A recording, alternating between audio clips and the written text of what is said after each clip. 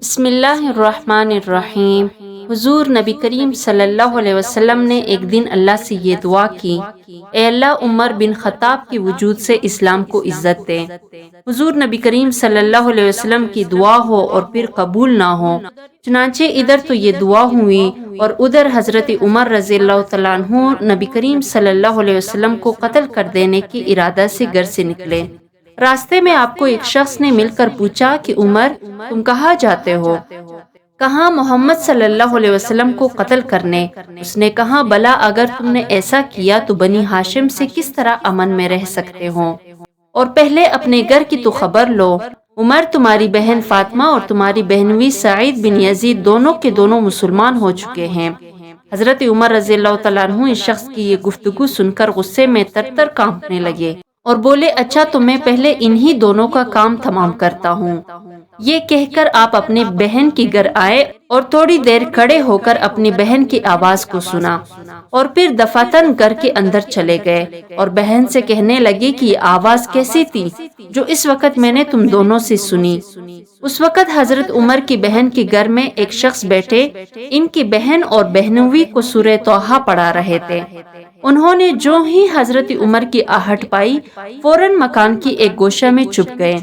حضرت عمر رضی اللہ تعالیٰ عنہ نے غضب کے لہجے میں یہ الفاظ کہیں تو آپ کی بہنوئی سعید کہنے لگے عمر بلا اگر ہم حق پر ہو تو بھی آپ ہمیں برا سمجھیں گے۔ اس پر حضرت عمر کو اور زیادہ غصہ آیا اور آپ نے اپنے بہنوئی کو بڑے زور سے دھکا دیا اور دو چار زور سے کونسے بھی مار دیے۔ آپ کی بہن فاطمہ اپنے شوہر کی یہ کیفیت دیکھ کر بڑی بےتابی سے اٹھی اور بائی کو خاوند سے علیحدہ کیا، مگر حضرت عمر نے انہیں بھی مار کر اپنے دل کا خوب غبار نکالا، یہاں تک کہ ان کا چہرہ لہو لہان ہو گیا۔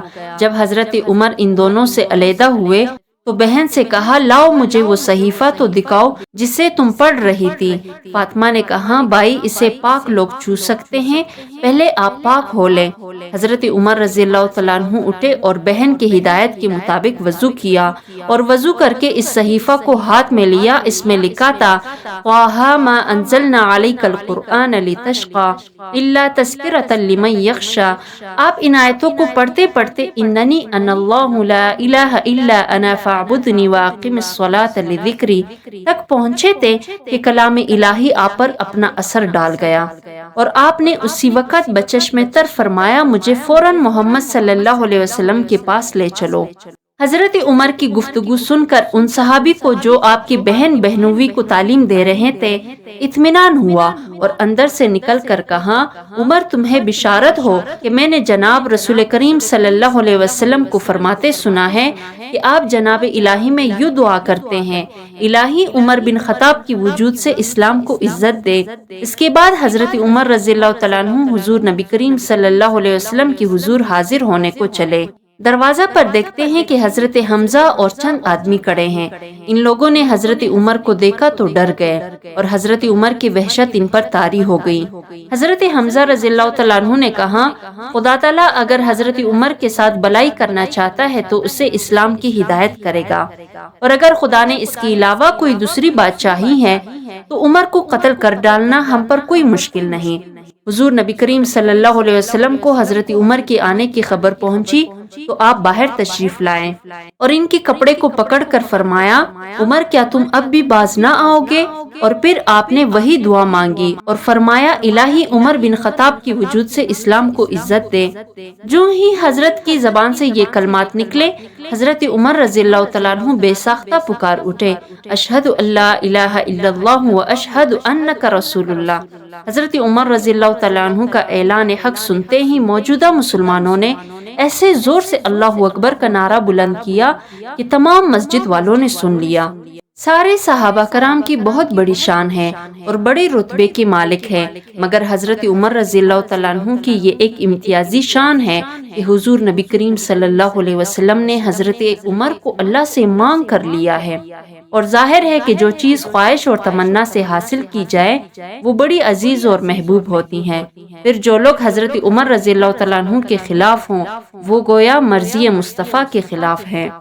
حضور نبی کریم صلی اللہ علیہ وسلم پر جب حضرت عمر رضی اللہ تعالیٰ عنہ ایمان لے آئے اور مسلمان ہو گئے تو اسلام کی شوکت کو چار چاند لگ گئے۔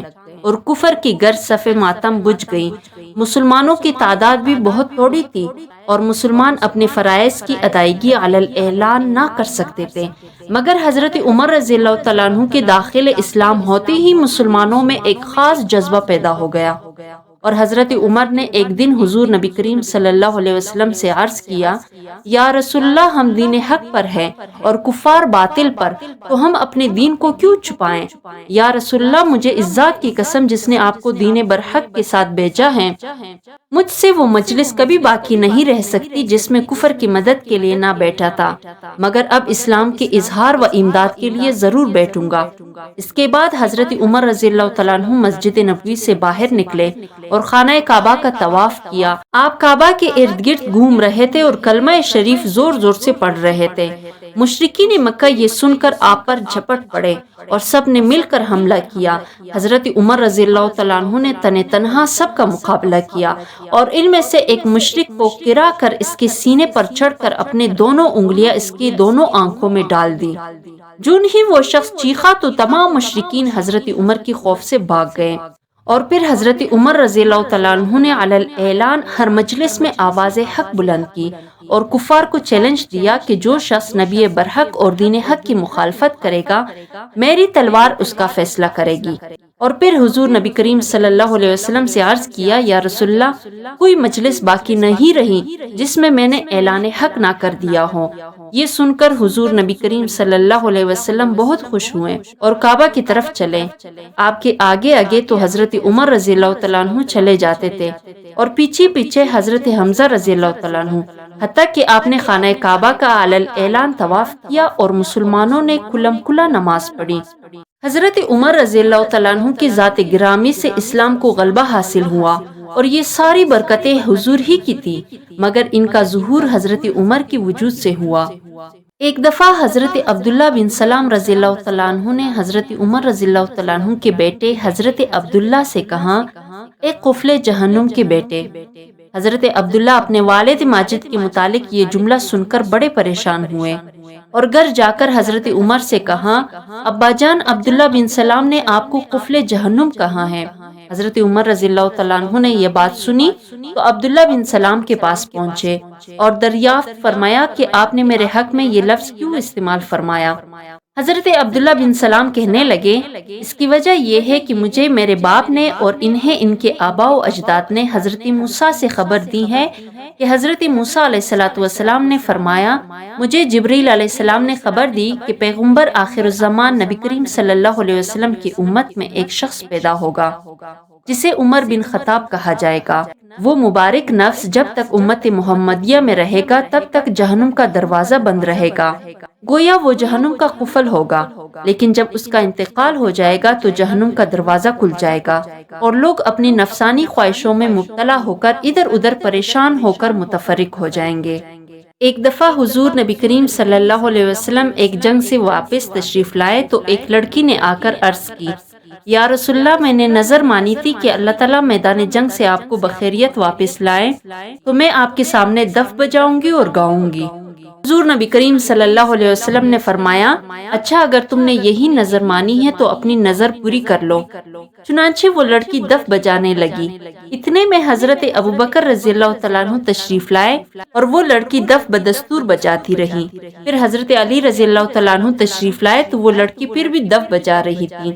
پھر حضرت عمر رضی اللہ تعالیٰ عنہ بھی تشریف لے آئے تو اس لڑکی نے فوراً دف کو رانوں کے نیچے چھپا لیا اور خود اس دف کے اوپر بیٹھ گئی۔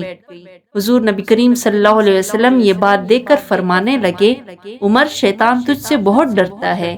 یہ لڑکی میرے سامنے تو دف بجاتی رہی مگر تجھے دیکھ کر اس نے دف کو چھپا لیا۔ یہ تھی حضرت عمر رضی اللہ تعالیٰ عنہ کا دبدبہ کہ شیطان بھی آپ سے ڈرتا تھا